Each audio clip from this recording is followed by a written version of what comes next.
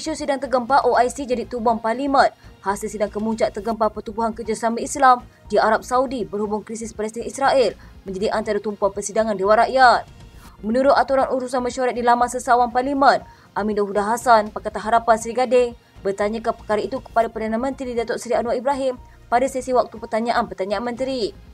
Dia juga mahu tahu hasil lawatan Perdana Menteri ke persidangan mesyuarat ke-30 pemimpin-pemimpin ekonomi bagi kerjasama ekonomi Asia Pasifik di Amerika Syarikat baru-baru ini. Pada sesi sama, Muhammad Azizi Abu Naim, Perikatan Nasional Gua Musang, bertanyakan Perdana Menteri berhubung pendirian Kerajaan Persekutuan terhadap notis petisyen yang difailkan dua wanita yang dilihat sebagai usaha mencapai enakmen Kanun Jenayah Syariah Golongan 1 Kelantan 2019. Sementara itu, pada sesi soal jawab, Sharlina Abdul Rashid, Pakatan Harapan Bukit Bendera, meminta Perdana Menteri menyatakan jumlah kertas siasatan yang dibuka dan kes dituduh di mahkamah bagi kesalahan pengantunan kanak-kanak. Selain itu, Nordin Ahmad Ismail, Perikatan Nasional Lumut, mahu Menteri Pertahanan menyatakan status terkini pelaksanaan dasar industri pertahanan dan keselamatan negara yang sudah tertangguh begitu lama. Usai sesi soal jawab itu, persidangan Dewan Rakyat akan menyambung semula sesi perbahasan Rang Undang-Undang Pembekalan 2024 di peringkat jawatankuasa kementerian berkaitan. Persidangan Dewan Rakyat kali ini berlangsung selama 32 hari, bermula 9 Oktober lepas hingga 30 November ini. Polis Diraja Malaysia telah memanggil Ketua Badan Pimpinan Bersatu Terengganu, Datuk Razali Idris untuk dirakam percakapan bagi membantu siasatan berhubung kenyataan dipercayai bersifat penghinaan terhadap sistem keadilan negara oleh Ahli Dewan Undangan Negeri Kicil itu. Pengarah Jabatan Siasatan Jenayah Bukit Aman, Datuk Seri Muhammad Suhaili Muhammad Zain berkata, Adun Kijal itu dipercayai mengeluarkan kenyataan yang menyifatkan keputusan oleh institusi kehakiman dikawal oleh kerajaan. Katanya beliau Razali dipercayai mengeluarkan kenyataan itu semasa Majlis Pelancaran Jentera Pilihan Raya 040 di Kemaman, Terengganu 10 November lepas. Menurutnya, rakaman percakapan Razali dibuat di bawah Seksyen 112 Kanun Tata Cara Jenayah di Balai Polis Cukai, Kemaman, Terengganu. Muhammad Suhaili berkata kenyataan Razali itu telah ditularkan oleh pengendali akaun TikTok pada 14 November lepas. Beliau berkata kes disiasat di bawah Seksyen 4-1 Akta Hasutan 1948 dan Seksyen 233 Akta Komunikasi dan Multimedia 1998. Katanya, kes ini masih di peringkat siasatan dan PDRM mengingatkan orang ramai tidak membuat sebarang spekulasi supaya tidak mengganggu proses siasatan. Susulan itu, kertas siasatan akan dilengkapkan dengan segera dan akan dirujuk ke Pejabat Peguam Negara selari dengan peruntukan perkara 145-3 Perlembagaan Persekutuan dalam tempoh terdekat. Rabu lepas, Suruhanjaya Penjaga Rasuah Malaysia membuat laporan polis berhubung satu hantaran aplikasi TikTok yang dikatakan tidak tepat serta menjejaskan kepercayaan orang awam kepada sistem penguatkuasaan dan perundangan negara. SPRM dalam kenyataan memaklumkan bahawa menerusi hantaran dibuat pemilik akaun TikTok itu, Razali dirakam mengeluarkan beberapa tuduhan palsu. Tiada sebarang isu, ia hanya sekadar tajuk laporan berita sahaja, kata Naib Presiden PAS Datuk Idris Hamad ketika diminta mengulas kenyataan Tan Sri Muhyiddin Yassin mengenai sokongan rakyat terhadap rakan politiknya iaitu PAS dikatakan sudah tepu sebelum parti itu menjalankan hubungan kerjasama membentuk Perikatan Nasional. Idris berkata ketika ini terdapat banyak percubaan pihak tertentu termasuk individu yang mahu melihat PAS berbalah dan keluar daripada PN. Katanya sebenarnya apabila dibaca dengan teliti, isu itu hanya ditajuk sahaja tetapi di dalamnya tidak seperti sedemikian dan lain. Jadi tidak timbul sebarang isu sekalipun, hanya orang mahu cucuk melaga-lagakan sahaja kerana ada pihak dan individu mahu melihat PAS keluar daripada perikatan ini. Mula selanjut beliau berkata, PAS sentiasa komited untuk mengukuhkan kerjasama dengan parti lain dalam PN pada masa depan. Katanya kita akan berkukuh, malah saling membantu dan menolong bagi memastikan PN terus kuat serta dipercayai rakyat. Malah terjemahan ini dapat disaksikan pada pilihan raya kecil Kemaman. Muhyiddin yang juga Presiden Bersatu menyifatkan sokongan rakyat terhadap PAS dianggap sudah terpus sebelum parti itu menjalinkan kerjasama membentuk Perikatan Nasional. Beliau berkata ketika PAS bergerak solo, parti Islam itu tidak merekodkan jumlah kemenangan besar seperti dinikmati kini termasuk menang di 4 negeri serta hampir menawar Selangor. Katanya parti itu mula melonjakkan kedudukannya pada pilihan raya umum ke-15 apabila bekerjasama dalam PN. Pengundi di Kemaman serta rakyat Terengganu keseluruhannya pasti akan menerima banyak manfaat jika calon Barisan Nasional menang pada pilihan raya kecil Parlimen Kemaman 2 Disember ini. Setiausaha Agung UMNO Datuk Seri Ahmad Maslan berkata, pembangunan akan kembali rancak jika calon BN Jeneral Bersatu Raja Muhammad Effendi Raja Muhammad Noor memenangi kerusi itu. Sebaliknya, beliau berkata PAS tetap akan menjadi pembangkang sekalipun memenangi kerusi pada PRK Kemaman dan tiada manfaat bagi dinikmati pengundi jika calon parti itu Datuk Seri Dr. Ahmad Samsudin Mokhtar menang. Katanya tiada sebarang projek pembangunan dilakukan kerajaan PAS selepas lebih 4 tahun menerajui kepimpinan kerajaan negeri. Ahmad yang juga ahli Parlimen Pontian berkata, pembangunan yang ada di Terengganu dilaksanakan oleh kerajaan BN ketika memerintah negeri ini. Katanya kerajaan perpaduan di bawah pimpinan Perdana Menteri Datuk Seri Anwar Ibrahim tetap utuh jika Ahmad Samsuri dipilih sebagai ahli Parlimen Kemahaman. Katanya kerajaan perpaduan dalam usaha membina jambatan perhubungan antara negeri dan persekutuan, tetapi pengundi di Parlimen Kemahaman diminta tidak membakar jambatan itu. Mula selanjut, Ahmad yang juga Timbalan Menteri Kewangan berkata, PRK Kemahaman tidak akan berlaku jika PAS dan Bersatu bekerjasama dalam kerajaan perpaduan. Katanya keengganan dan kedegilan pucuk pimpinan tertinggi Perikatan Nasional bersama membentuk kerajaan perpaduan punca berlakunya PRK dan pilihan raya negeri. Keengganan PAS dan Bersatu untuk tidak bersetuju dengan kerajaan perpaduan bukan disebabkan DAP. Sebaliknya, pemimpin tertinggi parti itu berebut untuk menjadi Perdana Menteri. Perdana Menteri Datuk Seri Anwar Ibrahim mendakwa kerajaan terdahulu Perikatan Nasional langsung tidak mengambil tindakan berkaitan kes yang mencabar enakmen syariah dan menunggang isu tersebut demi keuntungan politik. Katanya kes di Selangor pada tahun 2021 dan diikuti di Kelantan. Kita tidak dengar jawatan kuasa ditubuhkan, Menteri Undang-Undang tidur tidak buat apa, di mana yang kita tentang. Kes dibawa pada 25 Mei tahun lalu. Siapa Perdana Menteri ketika itu? Doa saja berjela. Pasal apa Menteri tidak jalankan tugas? Mahkamah benarkan prosedur dalam bulan September tahun lalu, tetapi Menteri tidak tahu ada kes syariah. Anwar berkata demikian ketika menjawab soalan Azizi Abu Naim, Perikatan Nasional Gul Musang dalam sesi pertanyaan Perdana Menteri. Berhubung kes Nik Ini Zurina, Nik Abdul Rashid dan Tengku Yasmin Natasha, Tengku Abdul Rahman terhadap Kerajaan Kelantan, pimpinan PAS. Azizi turut bertanya berkenaan jawatan kuasa khas mengkaji keberkesanan Dewan Undangan Negeri dalam membuat undang-undang negeri. Katanya Ketua Hakim Negara telah beri teguran. Kita mesti ambil pertimbangan supaya kes ini dilihat. Ia bukan mencabar syariah, ia mencabar keputusan kuasa negeri dalam perlembagaan. Beliau juga tegur beberapa peguam. Mahkamah Persekutuan mengumumkan bahawa keputusan kes Nik Ilin lawan negeri Kelantan ditangguhkan. Ia juga memberikan peringatan agar tidak memesongkan fakta kes. Nik Ilin dan anak perempuannya mencabar keabsahan 18 enakmen syariah Kelantan dan mahu enakmen-enakmen berkenaan diisytihar sebagai tidak sah. Berhubung dengan jawatan kuasa pula, Anwar berkata ia akan melihat bagaimana hendak mengangkat syariah tanpa menjejaskan hak bukan Islam. Kelantan ambil inisiatif yang bertentangan dengan perlembagaan. Mahkamah Persekutuan tidak menentang syariah, dia mereka putuskan. Tanggungjawab kerajaan ialah tubuhkan jawatan kuasa. Ada negeri yang keras dalam prinsip dalam kalangan negeri. Katanya kita setuju jawatan kuasa yang diperkenan Raja-Raja untuk mengangkat mahkamah syariah. Menjawab soalan tambahan Azizi yang mencadangkan kerajaan menjadi pencelah dalam kes Nik Ilin, Anwar menegaskan bahawa keputusan Mahkamah Persekutuan tidak akan menjejaskan usaha kerajaan memartabatkan syariah. Katanya saya akan usahakan dengan semua pihak ada persepsi seolah mencabar syariah kerana orang politik tunggang agama untuk politik. Isu substantifnya bidang kuasa. Keputusan kes Mahkamah Persekutuan dan kes Selangor ialah apa negeri boleh buat. Setiap negeri ada percanggahan, ada usaha selaraskan undang-undang. Keputusan ini tidak menghalang kerajaan dan Majlis Raja-Raja memberi pandangan buat peraturan tingkatkan bidang kuasa mahkamah syariah. Presiden PAS Tan Sri Abdul Hadi Awang menyela segelintir negara Islam yang masih belum memutuskan hubungan diplomatik dengan Israel ikut kekejaman rejim Zionis terhadap rakyat Palestin. Penaung Aid for Palestine itu berkata, keadaan berkenaan amat malang apatah lagi ketika ini ada negara bukan Islam sendiri telah menamatkan hubungan diplomatik dengan negara Yahudi tersebut. Katanya negara Amerika Latin yang bukan sebuah negara Islam pun sudah putuskan hubungan diplomatik dengan Israel. Tetapi ada antara negara Islam yang masih ada hubungan diplomatik dengan Israel, mereka masih agak malu-malu untuk putuskan hubungan ini. Ini sangat malang. Abdul Hadi memberitahu satu situasi politik yang sangat menarik berlaku ketika ini apabila isu Palestin mendapat simpati bukan sahaja umat Islam, malahan masyarakat seluruh dunia yang masih ada sifat peri kemanusiaan. Katanya kita lihat satu protes rakyat sangat hebat bukan sahaja dari negara Islam tetapi dari negara bukan Islam seperti di Amerika Syarikat sendiri yang kerajaan yang paling kuat sokong Israel. Di England pula protes makin meluas apabila demonstrasi yang dilakukan makin hari makin melibatkan ramai peserta dan dimaklumkan juga ada segelintir pemimpin bertindak meletak jawatan kerana protes. Justru Ahli Parlimen Marak itu menegaskan Malaysia perlu memanfaatkan gelombang protes masyarakat antarabangsa itu untuk terus membantu Palestin.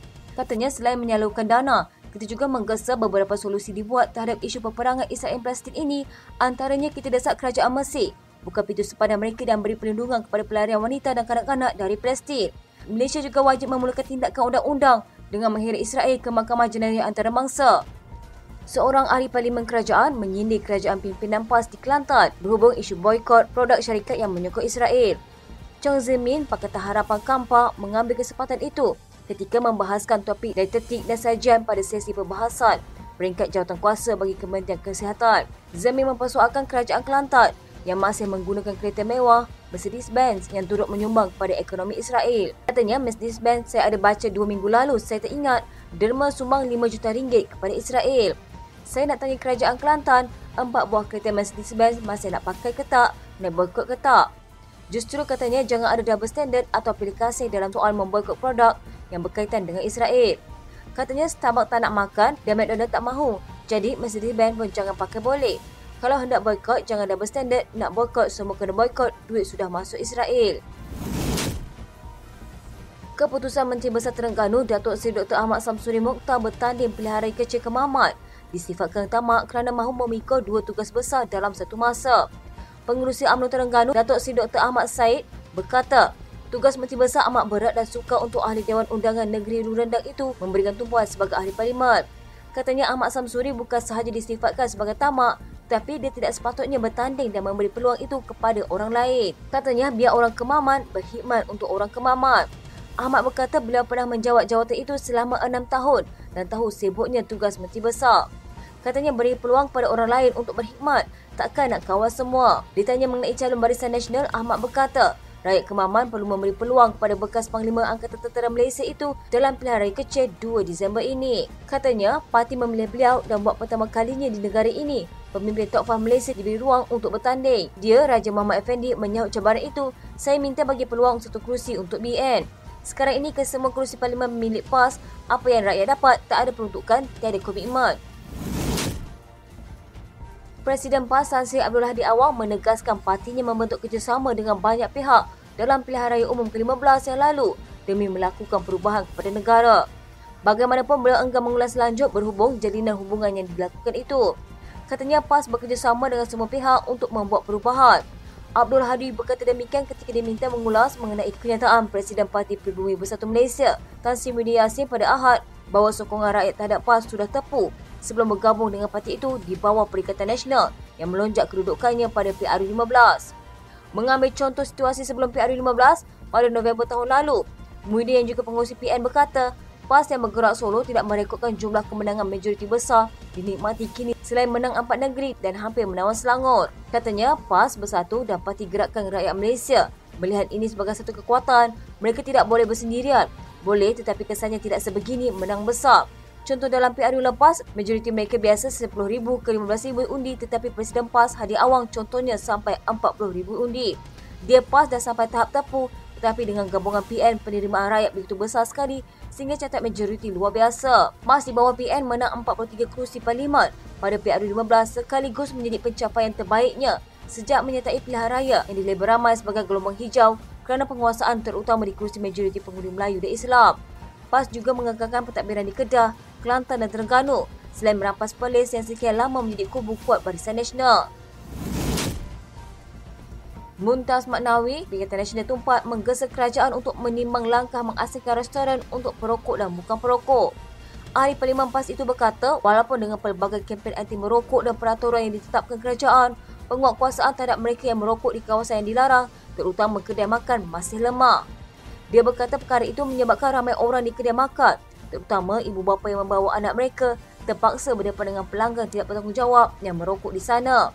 Katanya saya cadangkan kerajaan kerjasama dengan pihak berkuasa tempatan supaya kita dapat klasifikasikan restoran untuk orang yang merokok dan restoran untuk orang yang tidak merokok. Sebab sekarang ini bila tidak buat secara berasingan, kita dapati sukar bagi ibu bapa yang bawa anak-anak untuk memastikan restoran yang mereka masuk tidak ada perokok. Kalaupun kita boleh melarang pelanggan yang merokok, ia bukan di bawah kapasiti individu atau untuk melarang mana-mana orang untuk merokok dan mungkin akan berlaku pergaduhan pula.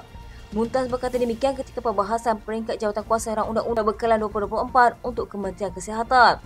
Justru katanya sudah tiba masanya untuk kerajaan melaksanakan cadangan itu demi kesihatan orang awam, terutama kanak-kanak dan wanita yang mengandung daripada asap rokok.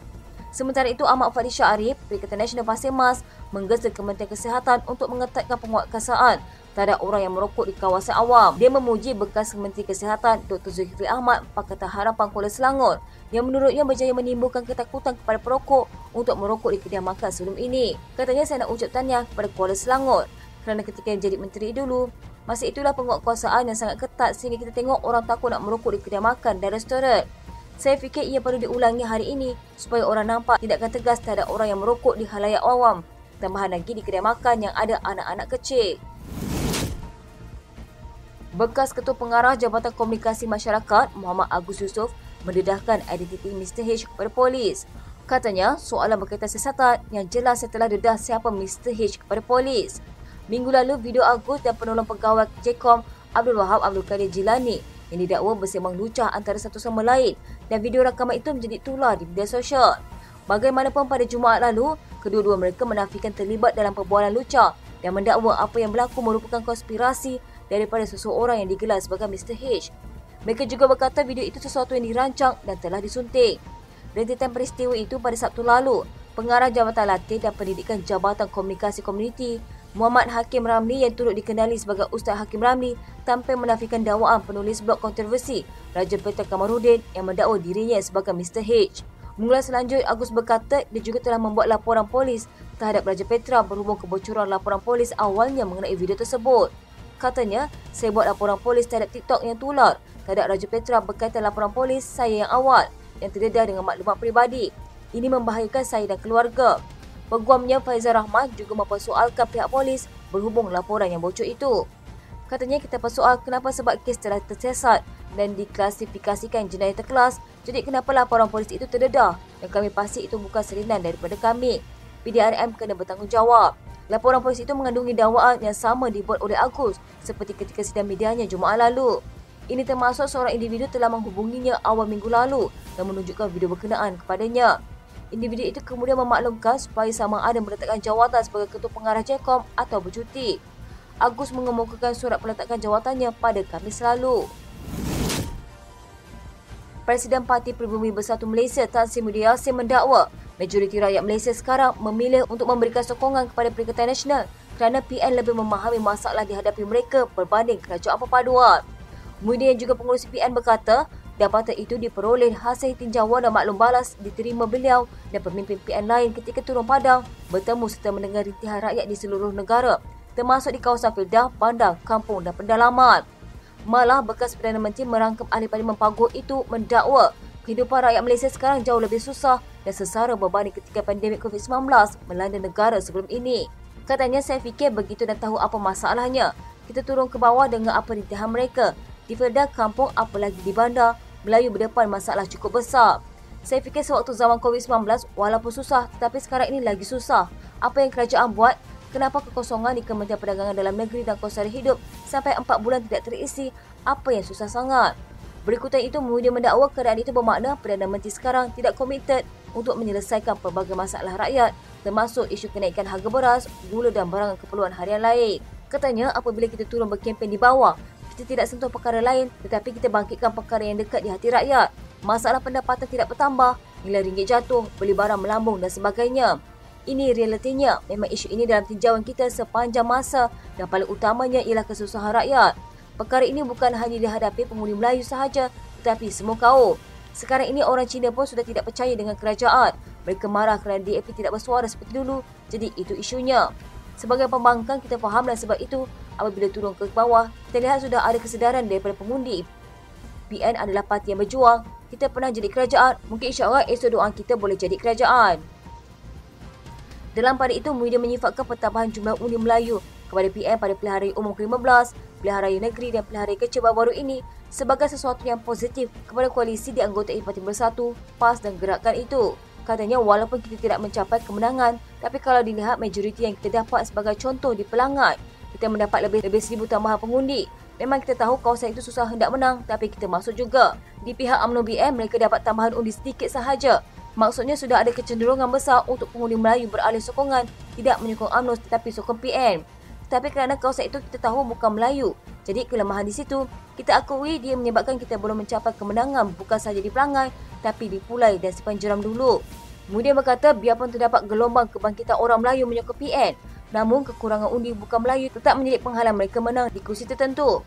Katanya sudah ada satu gelombang Melayu majoriti menyokong PN tapi kerana faktor bukan Melayu masih lagi menjadi penghalang menyebabkan kita tidak mencapai kemenangan tapi tidak apa. Ini peringkat permulaan. Kecenderungan itu nyata dan kita akan teruskan usaha untuk masa hadapan.